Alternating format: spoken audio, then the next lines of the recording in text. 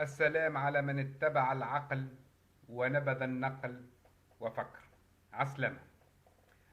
اتكلمنا في الحلقة السابقة عن أكذوبة مرج البحرين يلتقيان.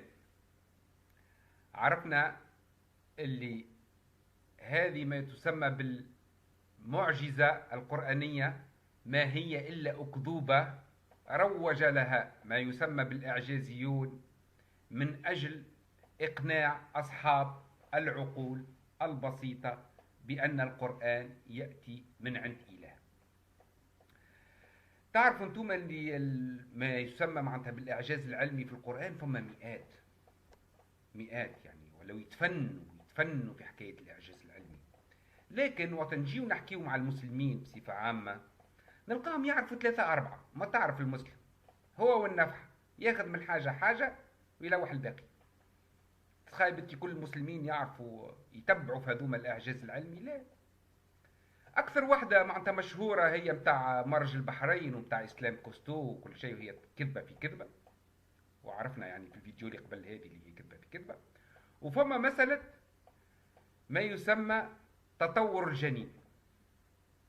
هذاك علاش في الفيديو هذه احنا باش نحاولوا مانيش باش ناخذوا كل ما يسمى بالإعجاز العلمي، نحاولوا باش ناخذوا ثلاثة أربعة المهمين، وناخذ شوية من الإعجاز اللغوي ما يسمى بالإعجاز اللغوي بين قوسين وهما أخطاء لغوية، وناخذ شوية ما يسمى بالإعجاز الرقمي واللي هما نفس الشيء أخطاء، باش العبد ينجم من بعد يبحث على بقية ما يدعون أنه الإعجاز العلمي ويتأكدوا أنهم ضحكوا عليهم وتمنيكوا عليهم ولعبوا لهم بعقولهم. اليوم باش نتكلموا على مسألة تطور الجنين. وكما تعرفوا معناتها بين قوسين احنا مانيش نطلبوا من محمد ولا اله محمد باش يعطينا معلومات علميه، لان نعرف القران او ما يسمى بالكتب المقدسه ليس كتب علميه، يعني كتب دينيه، يعني كتب مرتبطه بالعقيده. معناتها مانيش فاهم انا اش مدخل العلم في كتاب يؤمن بالعقيده، يعني يؤمن بالايمان، مساله ايمانيه ليس مساله تجريبيه، ليس مسألة ملموسة وإنما مسألة محسوسة. ونعرف احنا أن المحسوس ليس له علاقة بالملموس. سوف نتبع الأسلوب متاعنا. هل هناك، السؤال الأول، قبل محمد من تكلم على هذه المراحل الأربعة في تطور الجنين؟ الجواب مع الأسف نعم. كما أن مرج البحرين والماء المالح والماء الحلو وغيرها تكلمت عليها شعوب أخرى قبل الإسلام وقبل محمد، وتكلمت عليها أديان أخرى ومعتقدات أخرى، نفس الشيء محمد لم يأتي بجديد، وإنما الذي ذكره عن تطور الجنين في بطن الأم لم يأتي بجديد وذكر قبل ذلك. نعود إلى من ذكره معناتها من غير الأديان، يعني من العلماء ومن الأطباء. عدة قرون قبل محمد فما أحد الأطباء اسمه جالينوس في القرن الثاني، واللي قبله أبوقراط اللي تكلم هو طبيب في القرن الخامس قبل الميلاد. هذوما الزوز تكلموا على تكوين المولود في بطن الأم، وقسموا نفس تقسيم القرآن إلى 4 مراحل زمنية كما جاء في القرآن، بل أكثر تفصيلا وأكثر دقة. وهنا باش نحاول نحط لكم الترجمة العربية لهذا المصدر القديم الذي يتكلم على 4 مراحل تكون الجنين.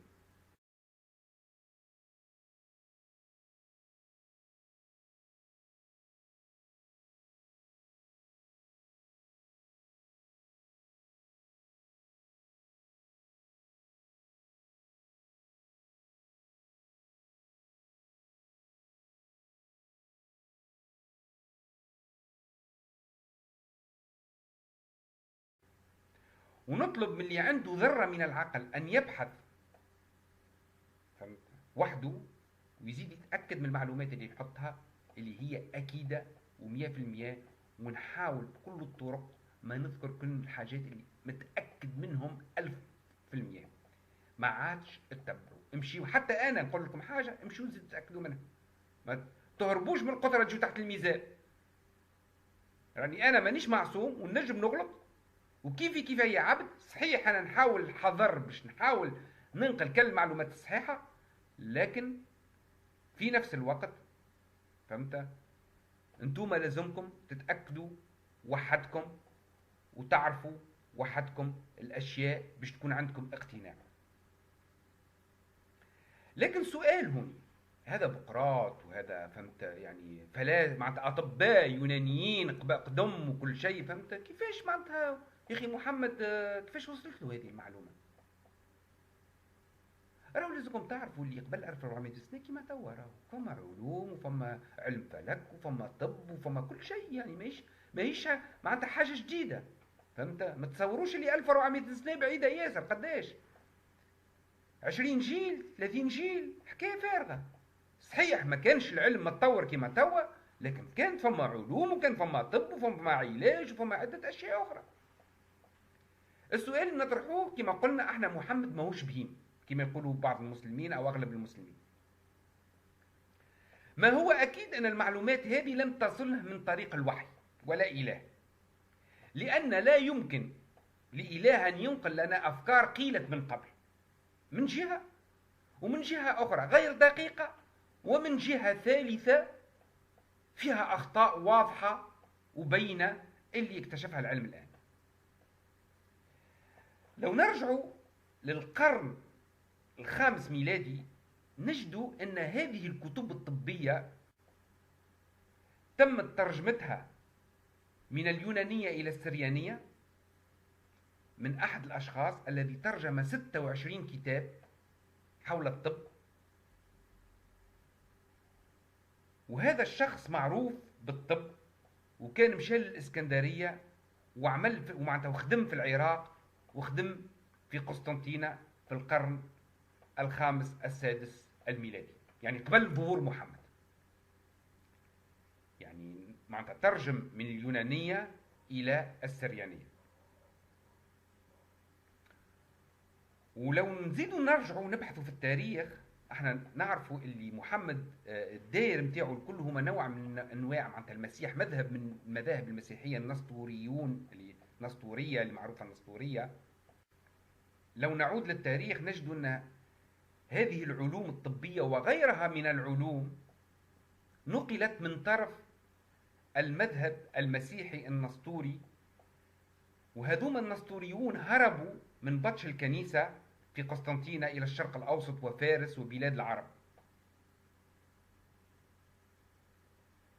ونعرف احنا اللي محمد تربى وترعرع من خديجة وورقة بن نوفل، من هذم النسطوريين اللي معناتها كانوا عندهم علم بالعلوم اللي موجودة في اليونان القديمة، وكانوا ترجموا كما قلت لكم إلى السريانية، وكانوا يتكلمون العربية، تعلموا العربية معناتها تعلموا العربية وكانوا ينقلون هذه الأفكار، يعني ماهيش حاجة جديدة.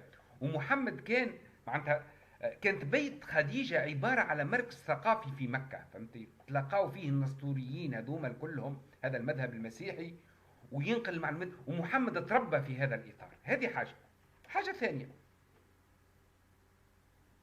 نعرفوا اللي الحارث ابن كلدة الثقفي وهو طبيب عربي معروف في وقت محمد وعاشر محمد فهمت عدة عقود وأسلم، يقولوا اللي مات في عهد محمد، فما اللي يقول اللي مات في عهد عمر، فما اللي يقول مات في عهد معاوية. المهم هذا الشخص الطبيب المعروف فهمت، واللي المصادر الإسلامية تذكره.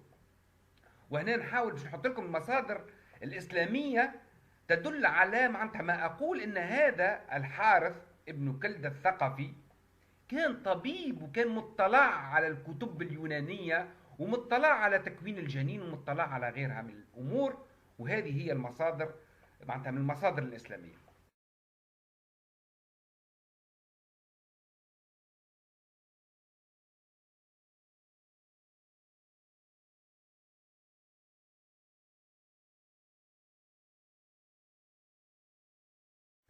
وهذا يدل على أن الطب كان صناعة في ذلك الوقت، فهمت؟ يعني كان صناعة وكان معروف. ومعناتها وهذا معناتها الشخص الحارث معناتها عاشر محمد وكان قريب ليه من الصحابة. فهمت؟ يعني هذه أمور معناتها واضحة. إذا معناتها أكيد راهو تكلم مع محمد وناقش مع محمد على المسائل هذه. يعني محمد ما كانش بهيم، هذه حاجة أخرى. نعرفوا اللي احنا إسقاط الجنين حاجة معناتها معروفة، أي إنسان ينجم يشوفها، خاصة رعاة الغنم كانوا يشوفوا إن الغنم تسقط أولادها، وكانوا يشوفوا هذه المراحل. هذه معناتها مسألة منظورة ومعناتها ملموسة، واحد ينجم يشوفها وينجم يوصفها. يعني تو نرجع احنا للآية القرآنية، ما جابت حتى حاجة جديدة، حتى دليل علمي، وإنما متاع إنسان شاف ولا عرف ولا قرأ ولا تعرف على حاجة ووصفها كما هي، كما وصفوا البحرين يلتقيان، وصف مسألة الجنين. ومحمد نعرفوه كان راعي غنم أيضا، كان يلاحظ ويشوف ويعرف، معناتها مش حاجة جديدة. وكي نرجع احنا قرون بعد ظهور الإسلام، بعد لا تم ترجمة الكتب اليونانية للعربية، نلاحظوا ان ظهرت ما يسمى معناتها فما ياسر كتب من اليونانية معناتها تم ترجمتها للعربية، ما يسمى بالانبهار بهذه الكتب. وفما بعض العلماء المسلمين معناتها قالوا اللي القرآن اتكلم على ما هو موجود في الكتب اليونانية، وظهرت ما يسمى هذا بالإعجاز العلمي. واستدلوا على ذلك ان معناتها توافق القرآن بما يوجد في الكتب اليونانية على صحة الإسلام، وهم ما فكروش اللي ما توجد في القرآن تم سرقته قبل ترجمة الكتب اليونانية للعربية بعد عدة قرون من ظهور الإسلام. لكن بعض العلماء الآخرين من ابن تيمية والسلفيين تنبهوا أن ترجمة الكتب اليونانية للعربية سوف يكشف كذب الإسلام، لهذا جاءوا وحرموا هذه المسألة ودعوا للاكتفاء بالكتاب والسنة، والكتاب القرآن والسنة، وعدم الاطلاع على الفلسفة وعلى العلوم الأخرى، لكي لا يوقع ما يسمى بكشف حقيقة الإسلام وسرقته للكتب الدينية الأخرى وللكتب العلمية والفلسفية اللي موجودة في اليونان. وبالفعل في ذلك الفترة اللي تسمى العصر الذهبي كثير خرجوا مع تظاهروا ما يسمى بالزنادقة عندما اكتشفوا ان فما كتب قبل القرآن تكلمت على ما هو موجود في القرآن. ومنهم معناتها ابن القيم، معناتها ترجعوا الكتب نتاعو يعني يرحب بتطابق القرآن مع أطباء الإغريق. فهمت؟ يرحب، يعني يقول معناتها هذا معناتها معجزة. فإن كانت هناك معجزة بالفعل في وصف الجنين فتعود للإغريق واليونانيين وغيرهم، لا تعود إلى محمد، لأن هناك من تكلم قبله.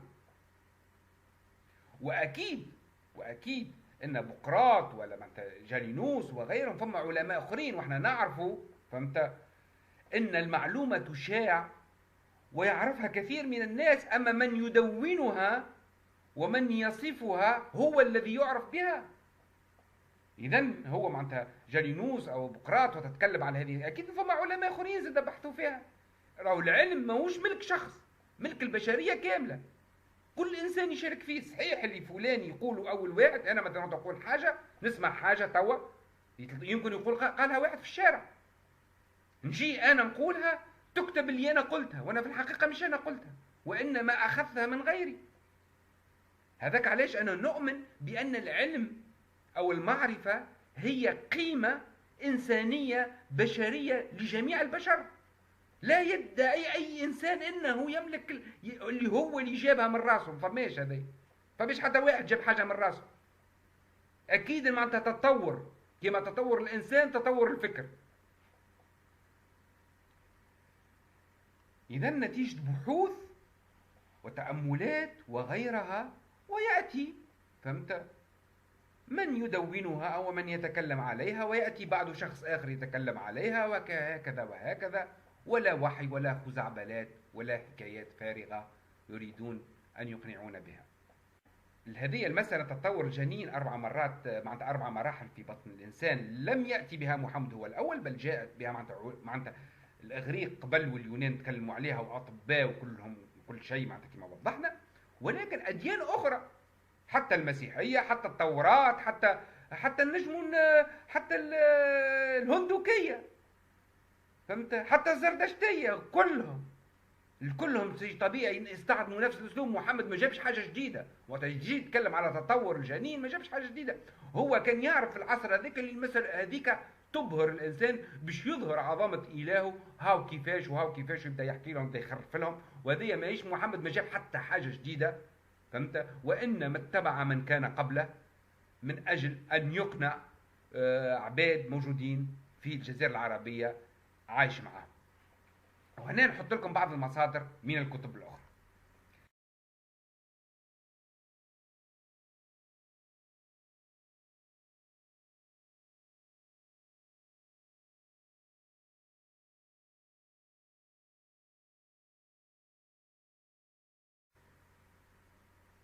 لاحظوا اللي ما فماش فرق، نفس الشيء، يتكلموا على نفس الشيء. إذا أكتفي بهذا القدر، وبالدليل القاطع أن ليس محمد أول من أتكلم عن تطور الجنين في القرآن. والآن ننتقل إلى السؤال الثاني: هل المعلومات التي جاءت في القرآن أو الذي ذكرت قبل القرآن هل هي صحيحة أم لا؟ هل هي صحيحة أم لا؟ كما قلت لكم فما 12 آية أو أكثر تتكلم على خلق الإنسان وعلى العلقة وعلى فهمت النطفة وعلى كذا وكذا وكذا. أما احنا نكتفي بالآيات اللي أكثر جامعة، معناتها هذا تكرار، معناتها الركاكة في القرآن، فهمت، يبدا يقول ويعاود يقول ويعاود يقول ويعاود يقول عاود. يعني هذه ما هيش بلاغة أصلا، فهمت، يعني كان جاء إله يقول الحاجة مرة واحدة، ما يجيش يعاودها ملك مرة. به نلاحظ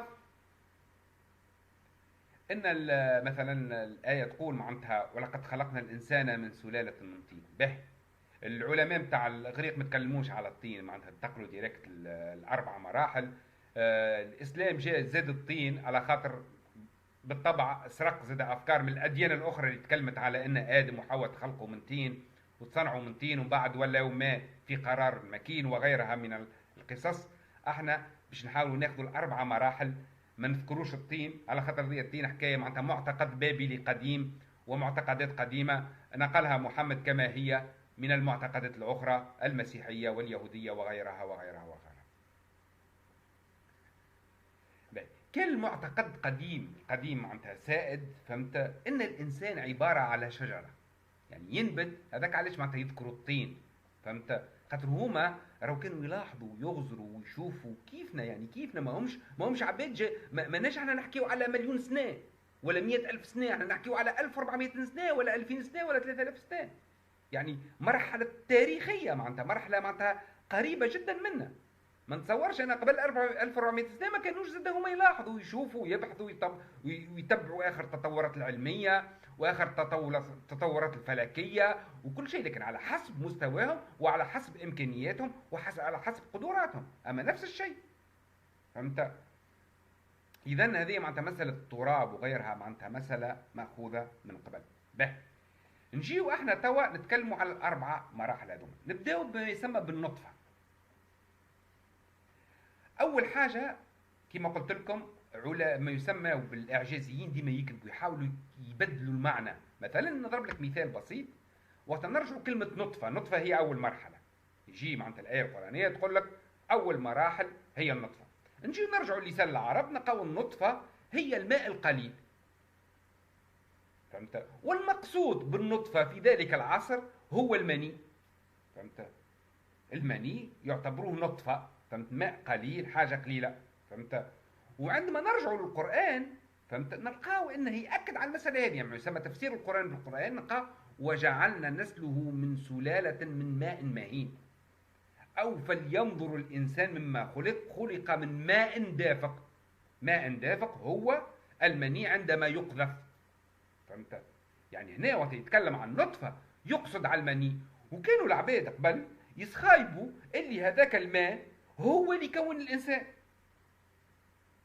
فهمت. يعني الماء هو اللي يكون الانسان، يعني نطفه. وفما ايه اخرى تقول لك نطفه امشاجا، يعني يقول لك نطفه مخلطه. وهنا يجوا بعض العلماء حتى قبل يقول لك منيء المراه ومنيء الرجل.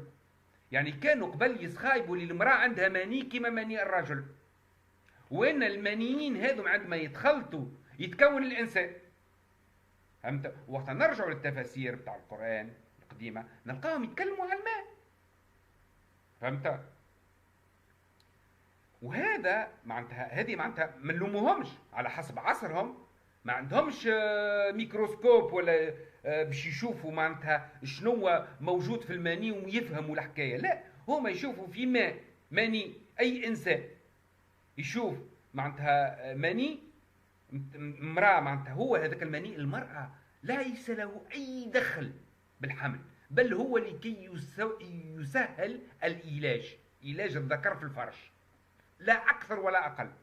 فهمت؟ وهو ما يسمى يعني يحمي من بعض الامراض، وهو عباره معناتها ستيريلي، عباره على حاجه معناتها تحمي الجنين من الامراض، يعني الحمايه نتاعو ما تنجمش تتصورها. اذا هذا معناتها الماء ما عنده حتى دخل، فهو ليس يحمل شيء. والنطفه ما يسمى بالمني اللي كانوا يقصدوا بها معناتها في القرآن ويقصدوا بها قبل القرآن وكل شيء، المرحلة هذه هو متكون في الحقيقة الآن توا نعرفوا اللي متكون هذيك النطفة ما يسمى بالقذف المني من ملايين الحيوانات المنوية. واحنا نعرفوا توا اللي المني الحيوان المنوي واحد هو الذي يلقح البويضة، وهم قبل ما كانوش يعرفوا ثم بويضة. اذا كانوا يشوفوا مال المراه ومال الراجل ويقول لك هذوك وقتها يختلطوا، فهمت؟ يوليوا نطفة امشاجا، يعني وقتها يختلطوا يبدا يتكون الانسان. هذه فكره غلطه. فهمت؟ هل رب محمد ما كانش يعرف هذا الشيء؟ لهذا يجيوا طبعا الاعجازيون هنا، شوف التصوير، يقولوا ان المقصود بالنطفه هو الحيوان المنوي. ما نعرفش انا من فين جابوا هذه الفكره وهذا التاويل، وشنو الادله نتاعهم من المصادر والسنه تدل على، ولا حتى من اللغه العربيه، ان النطفه مقصود بها الحيوان الواحد المنوي. نعرف احنا النطفه هي متكونه من ملايين الحيوانات المنويه. فهمت؟ يعني هذه معناتها مثلا كلمه النطفه معناتها مذكوره في القران عده مرات. فهمت؟ وترجع للتفاسير الكل، هو الماء القليل في وعاء كان. فهمت؟ يعني ماء قليل. ويتكلمون المفسرين فهمت عن الماء أي يقولون وهو المني. فهمت؟ ويتكلمون على ماء المرأة ويقولون عندما تختلط ماء المرأة بماء الرجل يبدأ يتكون الجنين. وهذه فكرة غلطة، أصلا فكرة غلطة، ومعتقد كان موجود قبل. فهمت؟ وهو ما هوش صحيح، لأن الذي يكون الجنين ويبدأ في تكوين الجنين هو عندما يلتقح حيوان منوي واحد بالبويضة. فهمت؟ ويتم إغلاقه ويبدأ تكوين الجنين. هل رب محمد الذي يدعون أنه خلق الكون وخلق الإنسان ألم يكن يعرف ذلك لكي يقول هذا الكلام؟ لا، من بعد الخطأ اللي بعده في نفس هذه المسألة. بمثلا يقول لك ثم معناتها جعلنا النطفة في قرار مكين ثم جعلناه في قرار مكين. نعرف احنا اللي يذهب يستقر في الرحم، فهمت؟ ليس المني، ليس المني او النطفة اللي يمشي يستقر، وانما البويضة بعد ان تلقح بحيوان منوي واحد هي الذي تنتقل للاستقرار في الرحم. هنا شنو يقول لك القرآن؟ يقول لك مني سبيرم، يعني المني متاع الرجل يختلط مع الماء المني متاع المرأة، وهذوك مزوز يتخلطوا مع بعضهم هكايا يوليو كيف العصير ويمشيوا يستقروا في الرحم اللي هو القرار المكين. فهمت؟ شكون ما يعرفش الرحم؟ يا اخي هما العرب ما كانوش يذبحوا ويشوفوا، حتى كانت فما اكله موجوده عند العرب وقتها انهم ياكلوا الابل الدعاء حامل في الشهر الاول او في الشهر الثاني، معناتها يقتلوها، معناتها يعقروها وياخذوا معناتها الولد نتاعها في الرحم نتاعو ويطيبوه. يعني هذه عاده عربيه موجوده قديمه، يعني يعرفوا الرحم. وكان محمد شاف الرحم وهو بيده معناتها كده كان يذبح وكل شيء. هذاك مقصود به بالقرار المكين، يعني يعرف اللي فما حاجه تمشي للبلاصه هذيك ما يسخايب الماء نتاع الرجل والماء نتاع المراه. وهي معناتها مش صحيحة، وإنما هذا جهل بالحقيقة العلمية، ولكن على حسب المشاهدة العينية. هذاك شنو نلاحظ. من المفروض أن القرآن كان جاء معناتها يقصد بالنطفة هي نطفة الرجل ونطفة المرأة، ما يسمى ماء الرجل وماء المرأة، أن يقول نطفتين مش نطفة واحدة. علاش هوني القرآن يقول نطفة واحدة في الآية هذه؟ علاش يقول؟ صحيح في آية أخرى يقول معناتها نطفة أمشاج يعني مخلطة، وهنا ما فما حتى دليل يثبت أنها مخلطة مع ماء المرأة. صحيح في التفاسير القديمة بعد لهما رجعوا شنو قالوا الإغريق، لقاو اللي الإغريق يتكلموا على نطفة الراجل ونطفة المرأة، ما يسمى ماء الراجل وماء المرأة، فسروا أمشاج على أساس أنها نطفة المرأة ونطفة الراجل، يعني ماء المرأة وماء الراجل. المهم، فما حديث بتاع محمد يتكلم وتجاو يسألوا فيه، وها هو نحطه لكم الحديث.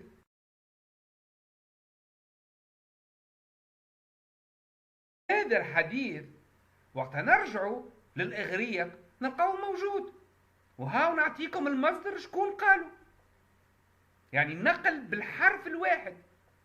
إذا هنا يوريك اللي محمد كان مطلع على الترجمة السريانية، ومطلع على من هو مطلع على الترجمة السريانية، وفسر له شنو كان يقول الإغريق.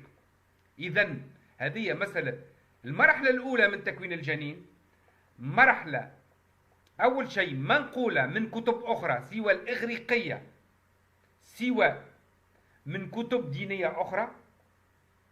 هذه حاجة أولى. ثاني حاجة، هذا القول اللي موجود في الكتب الأخرى وموجود في الإغريق كان غلط، لأنه يتكلم على ماءين، ماء المرأة وماء الراجل، وكانوا يسخايبوا اللي المرأة تقذف كما يقذف الراجل، وأنه الماء هذاك هو اللي كون الجنين، وما كانوش يعرفوا أصلا أنها موجودة بويضة. ما فهمتش أنا الإعجازيين من فين جابوا اليوم البويضة. المهم ننتقلوا للمرحلة الثانية من التكوين، هي العلقة. العلقة فهمت في لسان العرب، فهمت، هو مقصود بها الدم الجامد الغليظ. نلقاوها في كتب التوراة يتكلم على انه الحليب عندما يصبح كيف اللبن او يجمد، يبدا يجمد، ونلقاو فهمت الجامد قبل ان يابس، يعني حاجه تجمد قبل ما تولي يابسه. هذاك هو مقصود بالعلقه. ويقال معناتها عند المفسرين هي الدم شديد الحمرة، أو العلقة هي قطعة من الدم الجامد. وهذه المسألة نشاهدها عندما سقوط الجنين في الأشهر الأول. أي امرأة ولا حتى حيوان تسقط الجنين متاعها في الشهر الأول تشوف دم متجمد، فهمت؟ ولا في الغنم ولا في الإبل ولا أي حاجة أخرى، فهمت؟ وهنا نلاحظوا أن هذاك الدم المتجمد ليس هو الجنين، لأن عملية الإجهاض تسحبها حاجات أخرى اللي تسبب هذاك الدم الكله. وكي نشوفوا الجنين في هذاك الدم، نوريكم التصويرة هون، يحضروا التصويرة.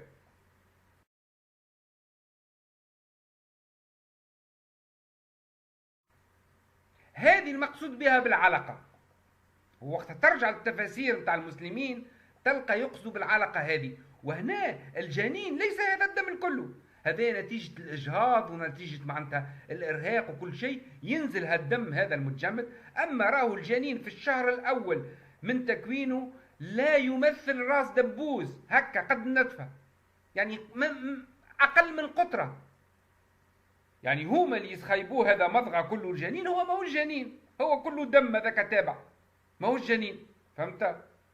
وكما وريتكم في الآية الأخرى معناتها في التوراة تتكلم على هذا قبل محمد، على الدم الجامد الغليظ.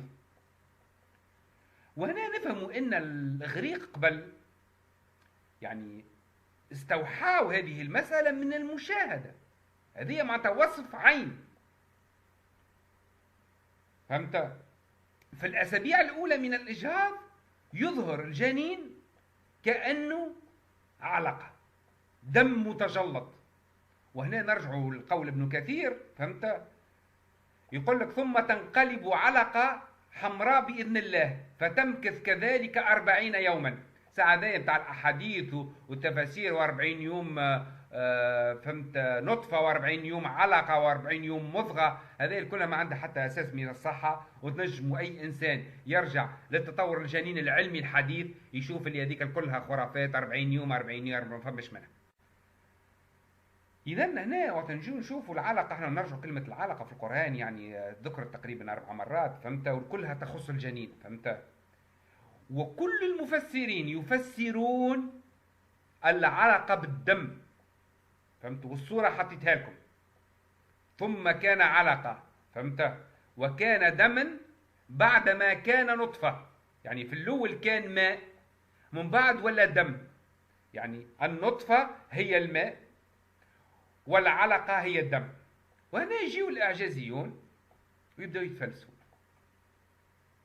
ويقول لك على العلقة وهي دودة وتعلق وكذا، فهمت، وتعلق بالرحم، ويبدأوا يجيبوا لك في الحكايات الفارغة واللي عندها حتى أساس من الصحة، رغم أن الجنين يعلق مثلا بالمرأة، فهمت، معروف معناتها الحبل السرة، فهمت، يعني حتى لين يتولدوا باش يقصوه،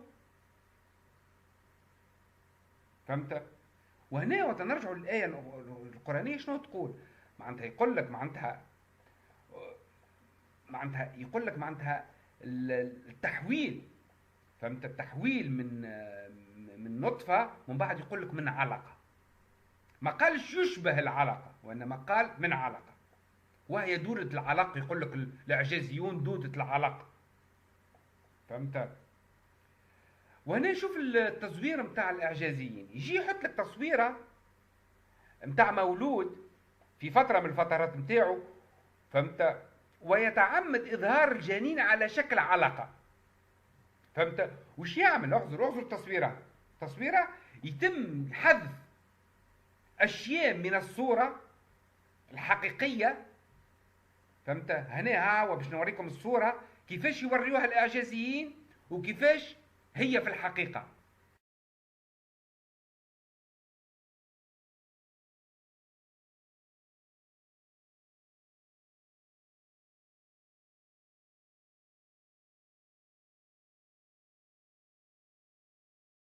يعتمد إظهار الجنين بنظرة جانبية فقط، رغم اللي وقت نجيو نقلبوها من الجهة الأخرى نشوفوه بطريقة أخرى. يعني ظهر الجنين من الجهة اللي يظهر فيها كأنه دودة باش يثبت اللي هي علقة يقصد بها القرآن بالدودة. يعني ما فهمتش التفسير هذا من فين جابوه، والعلقة كانت موجودة قبل. علاش المفسرين ما قالوش على العلقة؟ علاش تكلموا على الدم؟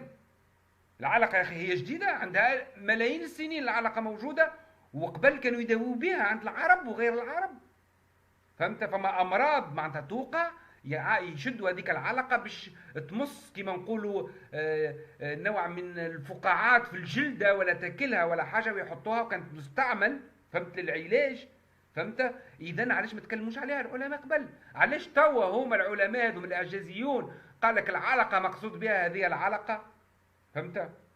من اين جاءوا بفكره العلقه؟ ونعرف واحنا ان معناتها التعليق، فهمت، تدوم مدة 9 أشهر برحم الأم، وليس مرحلة من التطور كما يدعون. فالولد يولد وهو معلق بحبل السرة. هذه مشاهدة معناتها عينية أي إنسان يعرفها. ومن هنا نفهموا تزوير اللغوي والضحك، فهمت، على الجهال بوضع لهم صورة وشريط عصري. يعني معناتها يوسف فيش معناتها الوليد في كرش امه، ويضيف عليه بعض تجويد بالآية القرآنية، فهمت. والاخر ذاك الجاهل اللي يتبع النقل يقول سبحان الله سبحان الله، هاو هذا ذكر القرآن، من غير ما يفكر اللي الإغريق قالوه قبل، اللي التوراة قالوا قبل، اللي العلقة ما عندها حتى علاقة بالعلقة اللي يذكروا فيها هما، واللي هي على شكل دودة وغيرها وغيرها وغيرها، فهمت. فهنا الإعجازيون يستعملون المعنى اللغوي علقة كي يخبرونا عن أمر واضح للعيان، أن الجنين يعلق بالمشيئة بواسطة الحبل السري، فهمت، اللي تقطع القابلة عند الولادة، وهو أمر عرفه الإنسان منذ القدم. ثم يقولون أن العلقة هي الدودة لأنها رؤية، معناتها هما معناتها ترى على أساس أنها دودة، ويجي يحط لك تصويرة ويحذف لك منها بعض الأشياء ويحطها لك بطريقة اللي انت تشوفها على اساس انها دوده وتحكم عليها انها دوده. فهمت؟ اذا هذه المساله معناتها انها علقه ليس لها اي اساس من الصحه، والولد في بطن امه يعلق الى الولاده وحتى القابله تقص له هذاك الشيء، ما فما حتى شيء. وهي ليس مرحله، العلقه ليس مرحله. لو كان مقصود بالعلقه انه يعلق، فهمت، فهو يعلق الى ان يولد. اذا هنا راهو قف عند العلقه وكهو، فهمت؟ قال نطفه وعلقه وكهو بقى علق. اذا هنا القران لم يكن يقصد العلقه، وانما كان يقصد كما كان يعتقد محمد في ذلك الوقت، على اساس انه على شكل دم جامد، وكما قال التوراه وكما قالوا الاغريق، واللي هي فكره غالطه ليس لها من الاساس من الصحه اليوم. ثم ننتقل الى المرحله الثالثه، هي المضغه. فهمت؟ ونعرف احنا وتنرجعوا لسان العرب كالعاده نمشيو على اللغه، فهمت؟ هي الحاجه الممغوضه، ويقصدون بها قطعه من اللحم. يعني هنا تفسير العلماء الاسلام يقصدوا في الاول، هما شنو يقصدوا؟ في الاول يقول لك ماء، من بعد تولي دم، من بعد تولي لحم. فهمت؟ يعني تفسير نووي يقول لك لحمه فهي مضغه. وفي اماكن اخرى معناتها يشرحون لنا معنى كلمه مضغه هو اصغر شيء يمكن ان تلوقه الاسنان. لكن وقت نجيو نرجعوا معناتها قبل ما نتكلم على الاعجازيين، معناتها الاغريق قالوا ذلك قبل، قالوا انه معناتها المضغه قالوها المرحله الثالثه قالوها، رغم اللي لم يكن في يوم من الايام قطعه من اللحم. فهمت؟ ما هيش قطعه من اللحم، ما هيش قطعه من اللحم مجرده، ما علميا توا ما هيش قطعه من اللحم مجرده. هنا القرآن حتى المفسرين وتفسروا قطعة من اللحم خذاو على الإغريق اللي كانوا يقولوا قطعة من اللحم، وهي معناتها محمد خذاها من الإغريق ومن بعد جاو فسروها هكاك. لكن المروجون للنظريات الإعجازية يريدون بشكل أو بآخر إيجاد تطابق للمعنى اللغوي لكلمة مضغة، فهمت؟ مهما كان الثمن للتلفيق. هذه صورة، نوريكم صورة المضغة كيفاش حاطينها، احضروا لها الصورة.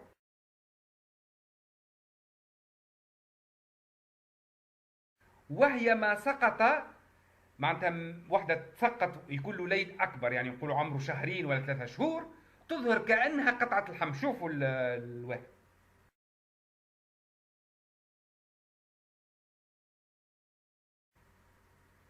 وهو شيء يشوفه أي إنسان برؤية العين، تظهر كأنها قطعة من اللحم، ولكن هل هي قطعة من اللحم؟ لا.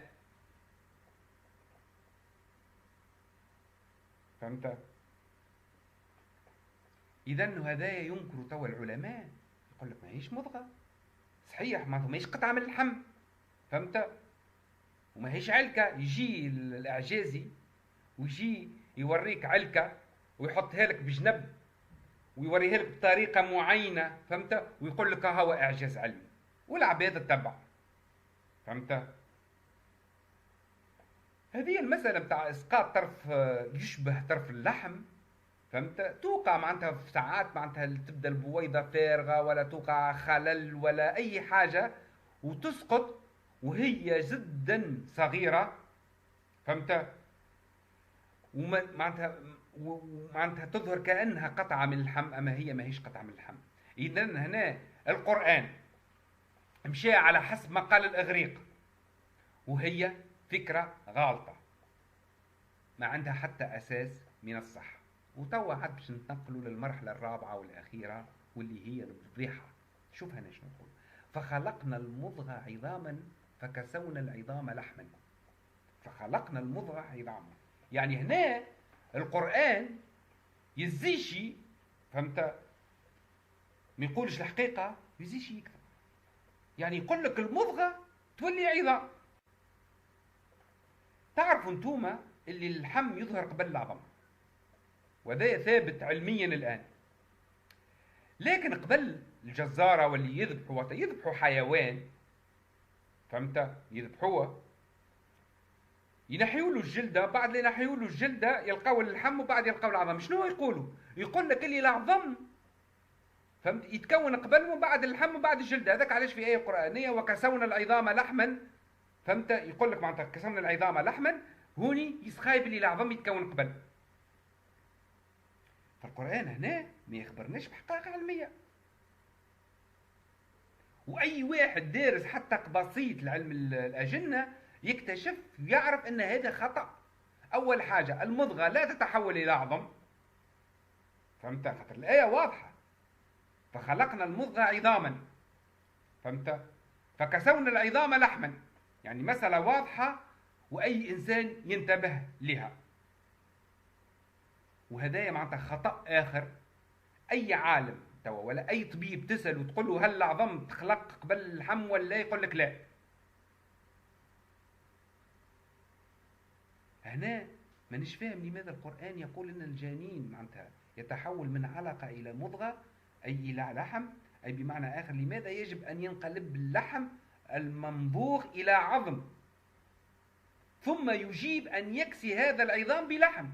يعني في الاول المفسرين مثلا يقول لك المضغة هي مقصود بها اللحم، من بعد يقول لك اللحم هذا يتحول لعظم، من بعد العظم هذا يتم كسوه بلحم.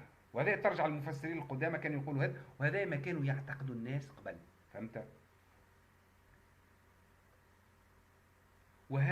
هذا الامور الكل اللي ذكرناها توا، فهمت؟ ليس لها اي صله بالعلم الحديث وبما قاله العلم الحديث. فالنساء منذ العصر الحجري وهي تشوف كيفاش يسقط الجنين، فهمت؟ يعني مش حاجه وتشوفوا اللي كان سقط بعد الحمل مباشرة، تشوف ساعة المني، مني الرجل مني المرأة، يشوفوهم يتخلطوا عن طريق علاقة جنسية، من بعد وتتحمل المرأة يدم مثلا سقوطه في الشهر الأول تشوفوا دم، كان في الشهر الثالث تشوفوا على شكل اللحم، فهمت؟ من بعد يجوا يشوفوا الحيوانات كيفاش يذبحوا كل شيء يجوا يسخيبوا اللي اللحم هذاك يتحول لعظم، من بعد كل عظم يتم تغليفه بما يسمى باللحم والجلدة. إذا هذا الكل ما يسمى ملاحظة عينية ليس لها أي أساس من الصحة، فهمت؟ تجي يقول لك معناتها اللحم ممضوغ دون أن يعلموا أن ما يروه هو بالواقع معناتها رأي العين. صحيح معناتها ثم معناتها جانب من الحقائق اللي معناتها العلم توا زاد أكدها، ولكن هذاك ما هو إلا رأي العين على حسب علمهم هما، واللي القرآن نقله كما هو، ما زادش عليه ما نقص. هذا الكل إله محمد، لو كان محمد جايب وحي هذا الكل ما يعرفش إله محمد هذه الأمور، فهمت؟ ما كانش يعرفها.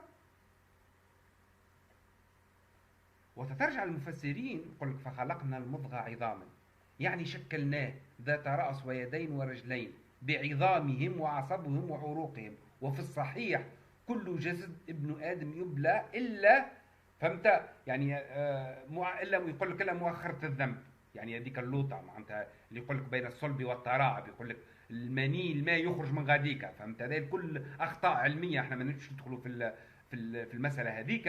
من بعد يقول لك فكسونا العظام لحما، أي جعلنا على ذلك ما يستره ويشده ويقويه من اللحم والجلد وغيرها وغيرها وغيرها. وهذا تفسير العلماء، فهمت؟